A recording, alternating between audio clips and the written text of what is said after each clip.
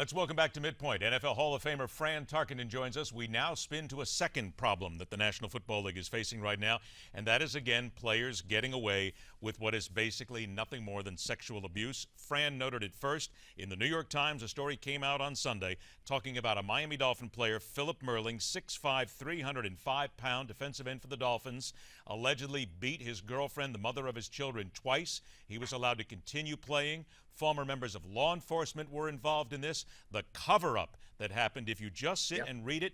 Fran, this has been going on again for so long. You have such a tight relationship now between the police, between authorities in these teams, and all the money. And the cops many times, not all of them, but many of them are out there basically getting paid extra money to become part of the team's security detail. That's why this is something that shouldn't shock anybody. This is just really a tip of the iceberg. It is, and the people of this country have got to go and put pressure on this. How about Florida State and domestic violence with Jameis Winston? Look at all the stuff that they've swept, and you have law enforcement, school administrators, head coach, everybody does anything to protect Jameis Winston from all the stuff that he's done, and let him so he can play football for Florida State because they are a better football team with him. It's the power of football on the collegiate level and on the pro level, and this domestic violence case has been covered up for years. And now we've got real evidence from the Ray Rice, from Adrian Peterson, and from the other players that have been suspended. There's so many more, and now they're trying to say, oh, they paid their penance.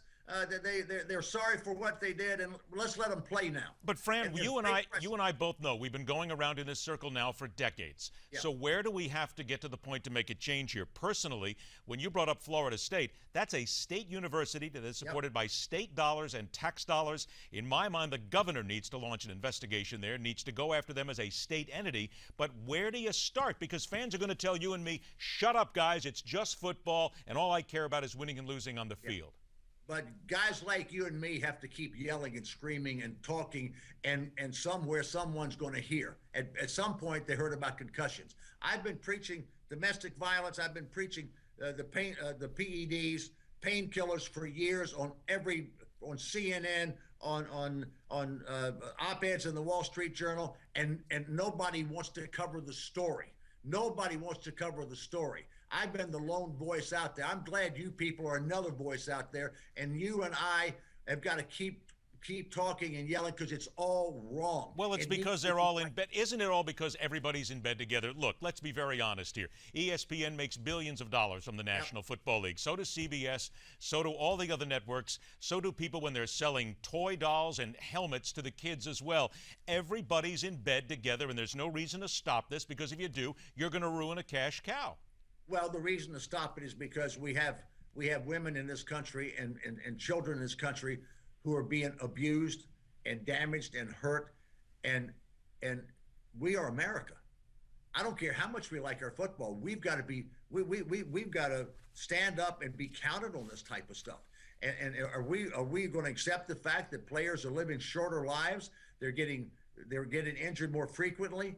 They're committing suicide because their brains have been damaged because of the effect of painkillers or the effect of performance-enhancing drugs. It's dirty, and it's a cover-up, and it needs to be purified. Then let's start with something here. About a minute and a half that I have left here. Should we then do two things? Number one, should the government then get involved in going after the NCAA because of all the various entanglements they have there? And number two, does Roger Goodell need to be fired right now? I'm not calling for any firing. I like Roger Goodell. We need to help Roger Goodell go do the right thing. And the 32 owners, they control Roger Goodell. He works for them. Where are the owners in this? You know, they on the thing out of the L.A. Clippers when the racial, well, we have zero racism tolerance. I agree with that. They made this guy sell his team and get out of basketball. How about domestic violence? How about performance-enhancing drugs? How about all the stuff that we've talked about? Where's our tolerance? So should the government get involved? I only have a few seconds. Should the government then get involved in starting to go after the NCAA and or the NFL? It always bothers me when the government gets involved in anything because they'll muck it up. We have a lot of evidence of that as well. So Yeah. we really have to keep talking about this. By the way, I do want to talk about the fact and remind everybody just a few seconds we have. Fran Tarkenton, nice enough to join us here. You can learn more about what Fran Tarkenton is doing. He has been a marvelous entrepreneur and businessman over the years. Go to his website at frantarkenton.com. You can connect with him right there, learn a little bit more about what he does. And certainly he's a man of a lot of passion who speaks from a lot of experience, too, with regard to the NFL. Fran, it is an absolute pleasure to have you on the show again. I'll look forward to the next time. Thank you. All right, take care. Short pause, and we return with the hyperbolic notion passed by the president this weekend with regard to ISIS. And one author believes unconventional thinking is the key to defeating this band of terrorists. And at 34 minutes after the hour, is the handoff already being made between Barack Obama and Hillary Clinton as we get ready for 2016? That and more right here on MidPoint, where we question everything.